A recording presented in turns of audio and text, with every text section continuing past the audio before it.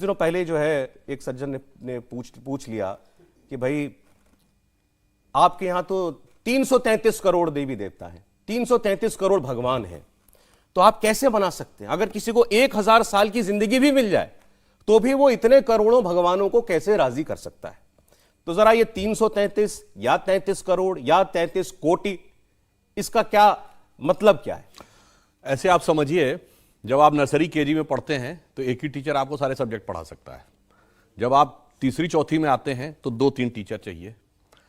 5वीं छठी में 8-10 टीचर चाहिए। 10वीं 12वीं में आप आते हैं तो सब्जेक्ट अलग अलग हो जाता है। साइंस में जो फिजिक्स पढ़ाएगा वो केमिस्ट्री नहीं पढ़ाएगा, जो जूलॉजी बनाएगा वो नहीं पढ़ाएगा। जब आप पोस्ट ग्रेजुएशन में जाते हैं तो स्पेशलाइजेशन अलग अलग हो जाता है, और जब आप पीएचडी में जाते हैं तो टॉपिक एक एक हो जाता है। यानी वो एक सब्जेक्ट जिसको आप केजी में कहते थे सबे मिला के एक हैं, वो पीएचडी तक आते आते सैकड़ों हो जाते हैं। तो बस इतना समझ लीजिए, जो ज्ञान और चेतना के जिस स्तर पर होता है उसको उतना ही स्तर समझ में आता है।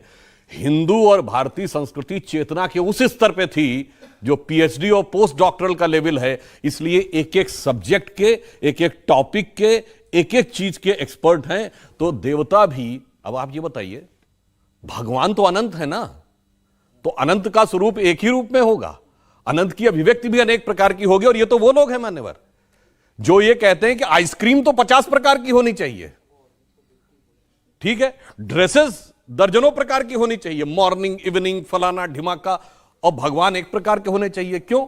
इसलिए कि भगवान के लेवल पे अभी वो प्रिमिटिव लेवल पे पड़े हैं, जिसे कहते हैं करिया अक्षर भैंस बराबर।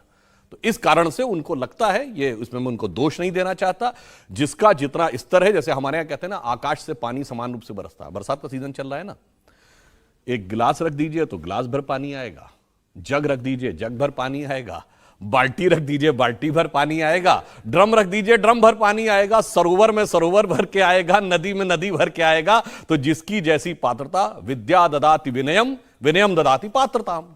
तो पात्रता के अनुसार लोग अपना अपना ज्ञान ग्रहण करते हैं।